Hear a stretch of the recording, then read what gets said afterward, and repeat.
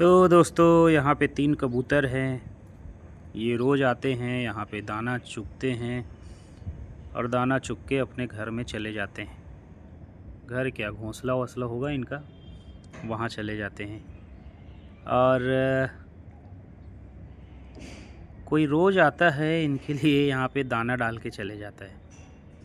तो कहने की बात ये है यार कि भगवान ना बेजुबानों के लिए हम इंसानों को इतनी बुद्धि और इतनी समझ दी है कि हम चाहें तो ये बेजुबान कभी भूख से तो नहीं मरेंगे, और मेरे ख्याल से भूख से मरते भी नहीं हैं बेजुबान। हम इंसान ही भूख से मरते हैं, क्योंकि हम लोग की जो इच्छाएं हैं वो बड़ी हो गई और हम लोग चाहते हैं कि हमारे पास आज का खाना तो है, कल का भी रहे, परसों का भी रहे। उसके बाद हम लोग ये सोचते हैं कि हमारी आने वाली पीढ़ी भी हमें मतलब ये ना कहें कि हमारे लिए कुछ छोड़ के नहीं गए करके। और ऐसा जानवरों के साथ नहीं है। जानवर रोज़ अपना खाना खाते हैं, जितना उनको एक्चुअल एक समय में चाहिए रहता है बस उतना ही खाते हैं। उसके बाद वो उड़ जाते हैं या कहीं पे घूमने चले जाते हैं या अपने अपने दिन का जो उनका समय बिताने का जो जरिया रहता होगा वो व्यस्त हो जाते हैं। हम इंसान इतना मतलबी हो गए हैं कि हम लोग पहाड़ के पहाड़ तोड़ देते हैं, जंगलों को नुकसान कर देते हैं और बाद में फिर हम ही लोग बीमारियों से मर जाते हैं। हम ही लोग, हमारे ही बच्चे को, किसी को फेफड़े में कैंसर हो जा रहा है, किसी को ब्लड में कैंसर हो जा रहा है। ये सब धूल धक्कड़ जो उड़ती है सीमेंट की और भी इंडस्ट्रीज़ के, लोहे के कण रहते हैं छोटे छोटे, जो हमारे सांस के थ्रू हमारे फेफड़े में जाते हैं और वहाँ पे जाके वो जाम होते जाते हैं और वही फिर धीरे धीरे कैंसर डेवलप करता है और कैंसर से आदमी मर जाता है। कहने का मतलब ये है कि हम इंसान न रहें तो ये धरती बहुत खूबसूरत हो जाएगी।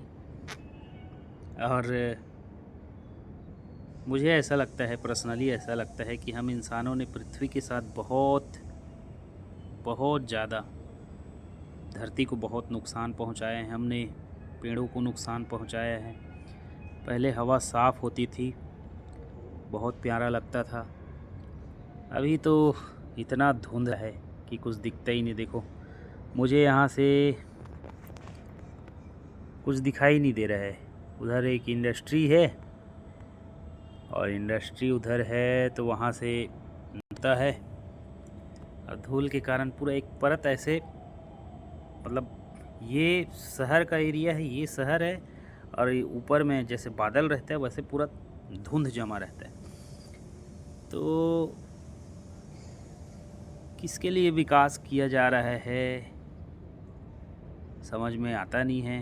हमारे देश में 4-5 पूंजीपति लोग हैं जिनके पास देश का सारा पैसा रखा हुआ है, ऐसा लगता है कई बार, क्योंकि उनके लिए पेड़ों को काट दिया जाता है, उनके लिए जंगलों को पूरा दान दे दिया जाता है, कहीं पे पूरे पर्वत उनके नाम पे कर दिया जाता है, तो कहीं पे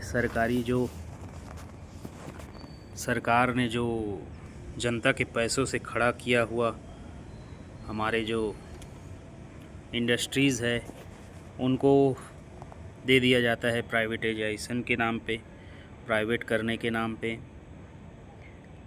जनता का जो खून पैसे की कमाई से लगे हुए, टैक्स के पैसे से लगे हुए जो बड़े बड़े इंडस्ट्रीज़ खड़े हुए हैं, जो सरकारी इंडस्ट्रीज़ हैं, उनको भी इन लोग प्राइवेट एंटिटी को दे देते हैं। तो कहने का मतलब ये है कि हम लोग विकास की दिशा में तो हैं, पर विकास के साथ साथ हम लोग विनाश भी करते जा रहे हैं अपने प्रकृति का। और प्रकृति अपने हिस्से का जो न्याय है वो ले लेती है। जैसे अभी 2 साल पहले कोरोना आया था, 2 साल 3 साल पहले, 20, 21, 22, 23 में। वो साल था जो प्रकृति अपने आप को फिर से सृजित कर रही थी। ऐसा लग रहा था कि प्रकृति अपने आप को फिर से पुनर्निर्मित कर रही है। जंगल फिर से डेवलप हो रहे थे। छोटे छोटे जो पौधे थे उनके कोई मतलब मोटर गाड़ियाँ नहीं चलती थी तो वो बड़े हो गए। मैंने देखा है, मैं यहाँ से निकलता था और 200 किलोमीटर तक ऐसे जाता था बाइक में, एक गाड़ी नहीं चलती थी, मेरा सिंगल एक गाड़ी चलता था। हवा बिल्कुल साफ़ हो गई थी। एक डैम था उधर पे, वो डैम इतना पानी इतना मतलब साफ़ था कि ऐसे मैं पैर रखता था तो मेरे घुटने तक से नीचे तक, घुटने तक पानी रहता था तो पूरा नीचे तक का मेरे को पैर पूरा दिखता था। एक एक मछलियाँ दिखती थी वहाँ। और नदियों का जो पानी था वो एकदम साफ़ हो गया था। बादल में एक इतना सा भी अगर बादल दिखता था आसमान में तो एकदम वाइट कलर का दिखता था। मुझे याद है कि मैं एक रोड में खड़ा होता था तो एक पहाड़ है वहाँ पे, वो पहाड़ एकदम क्रिस्टल क्लियर दिखता था, ऐसे एचडी में देख रहा हूँ ऐसा लगता था। तो मैं बहुत खुश हो जाता था कि बहुत सुंदर लग रहे करके नज़ारे। मतलब खेत में खड़ा हो जाओ तो खेत एकदम सुंदर लगते थे। और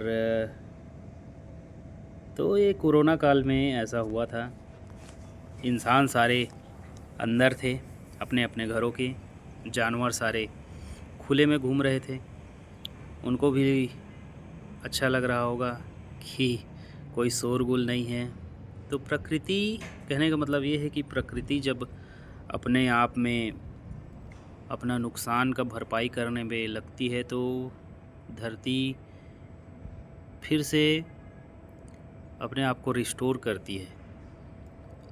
मुझे ये कहने में कोई वो नहीं है कि जब हम लोग इतने पर्वतों को काट रहे हैं, इतने जंगलों को काट रहे हैं, पर्वत के पर्वत हम लोग सीमेंट के लिए, पत्थर के लिए नुकसान कर देते हैं, तो एक ना एक दिन हमसे बदला लेने के लिए फिर खड़ा होती है। और प्रकृति जब अपना बदला लेती है तो विनाश लेके आती है। एक समय में डायनासोर थे, डायनासोर्स ने पता नहीं उत्पात किए होंगे कि नहीं किए होंगे, वो मेरे को नॉलेज नहीं है, उतना मैंने पढ़ाई नहीं की है उनके ऊपर। तो कहते हैं कि एक झटके में वो पूरा प्रजाति नष्ट हो गई। तो हमारा जो ह्यूमन नेचर है, हम लोग जिस हिसाब से प्रकृति का दोहन कर रहे हैं, मुझे नहीं लगता कि प्रकृति हमें इतनी शांति से मरने देगी। हमारे फेफड़ों में कैंसर पहुंच रहा है, हमारे ब्लड में कैंसर पहुंच रहा है। तो कहीं ना कहीं ये प्रकृति की हमें गिफ्ट दिया जा रहा है प्रकृति के द्वारा, क्योंकि हमने उनको सिर्फ नुकसान दिया है तो वो भी चाहती है कि हमारा नुकसान हो। वीडियो आप सबको कैसे लगा, लाइक करो, कमेंट करो, आपका क्या राय है इसमें, और हमें कितना विकास करना चाहिए इस बारे में आप क्या सोचते हैं उसके बारे में बताओ। और कमेंट करके बताओ कि आपके कोरोना काल में आप लोगों ने क्या क्या किया। गांव में तो जनरली आम जो चल रहा था वो चल ही रहा था। शहर इतना प्रभावित थे कि शहर में तो घर से निकलने भी नहीं दिया जाता था। हर गली में एक पुलिस वाले खड़े होते थे। और गांव में ऐसी स्थिति नहीं थी, क्योंकि मैं गांव से हूं और शहर में रहता हूं और मेडिकल फील्ड से हूं, तो मेरा आना जाना उतना बाधित नहीं हुआ था, तो मैं आना जाना कर रहा था। तो आप सबका धन्यवाद। चैनल में नए हो तो सब्सक्राइब कर लो, वीडियो को लाइक कर लेना और कमेंट करके बताओ कि आपका कोरोना का एक्सपीरियंस कैसा था। बहुत बहुत धन्यवाद।